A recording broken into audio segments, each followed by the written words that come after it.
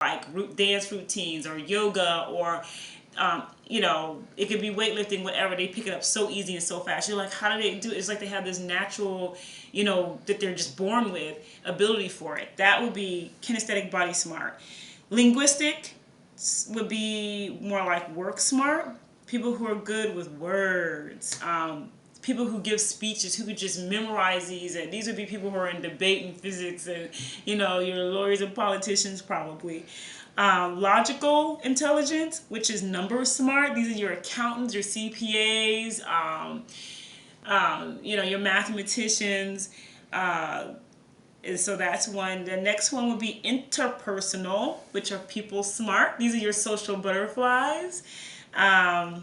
Intrapersonal, which is myself smart. That's people who are very well at knowing who they are, feeling very comfortable in their own skin, and with, you know, that whole inside thing. Musical smart. People who, I have a grandmother, my granny, and she was a child prodigy. She knew how to play piano by the time she was like 3. I mean, it was like no one taught her. It wasn't like she had lessons. She just knew. That's music smart. I mean, you just have this natural, and then they just learn how to read music, and they just pick up instruments. I mean, you know, plenty of artists who like can play like 3 or 5 different instruments, and they just pick it up. And whereas other people, they have to really work at it. So that's another type of intelligence. Visual spatial, picture smart. These are, again, probably like our artists, our photographers, our painters, architects, so on and so forth. Interior design and fashion.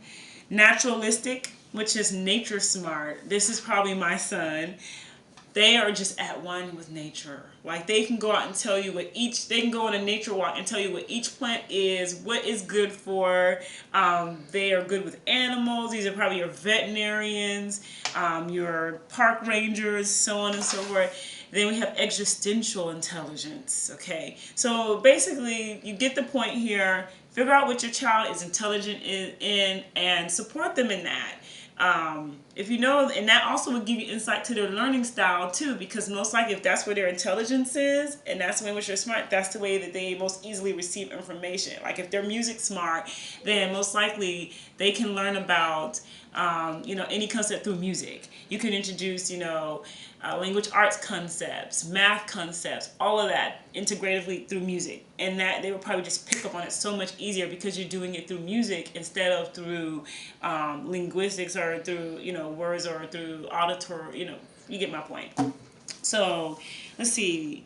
How intelligence is how we understand the world. The intelligence classroom acts like the real world. Students become active and involved learners when you base their education experience off of their intelligence or the multiple intelligences, because idealistically in a multiple intelligence classroom, you're trying to incorporate as many multiple intelligences as you can. You will provide opportunities from authentic learning based on your students' needs, interests, and talents. When you teach for understanding, your students accumulate positive educational experiences and the capability for creating solutions to problems in life. So here we are talking about, you know, the application and that critical thinking. Okay, so it's great stuff on Pinterest about multiple intelligence. Lots of great websites, which will be all in the description. So use the information from your self-discovery and the discovery of your child to find balance in your educational experience, especially when it comes to creating, choosing curriculum, and writing educational goals and objectives. Okay, so here are my last ending points. Don't feel like you have to duplicate the school experience. It's probably best you don't. Don't feel like you have to go out and spend $100 or whatever, or hundreds of dollars on the curriculum. Really, you just know your child's style, intelligences, pull from that, and that will tell you in which way you need to introduce, you know, objectives and goals that you want for them. And you'll know what those goals and objectives too through the discovery. You'll figure out what goals and objectives you need to set, you know, academically and life-wise as well. Do use indigenous teaching methods like abacus math, astrology workbooks, storytelling for teaching speech and character building, rites of passage programs, so on and so forth, learning the Astro Lab and how to use it, how to build one. And again, like I said, Dr. Nisinga, Warfield, Koppek, great books on education and rites of passages. Do use internet sources, but make sure they honor diversity, are healthy, are anti-bias, and don't have propaganda. Like, for example, if they're going on and on about candy and sweets or certain brands, or there was one program my child was using that said, Uncle Sam wants you. I was like, oh goodness. So it's like you gotta like screen that stuff before, you know, and know what to use and not use, which you're comfortable with, which you're not. Do visit teacher stores. I call them teacher stores, such as Lakeshore, the Apple Tree, Mardell's. I'm not saying you need to go there and buy stuff, but I go there and I get so many ideas. I go home and I just recreate that stuff, you know, based on my needs and my children's needs, instead of just, you know, regurgitating what they have and buying what they have. You can really customize it to what you need, and just a lot of that stuff you just make on your own in the house, and you just get so many ideas just by going to the stores. Do go to homeschool conventions and other educational conferences. One that I love to go to is the OSHEC. They have it in Tulsa and Oklahoma City every year, and it is a Christian organization, but boy, are they knowledgeable about the homeschool experience. I get so many ideas, the vendors they have there, there's so many materials I just wouldn't have exposure to or know had I not gone.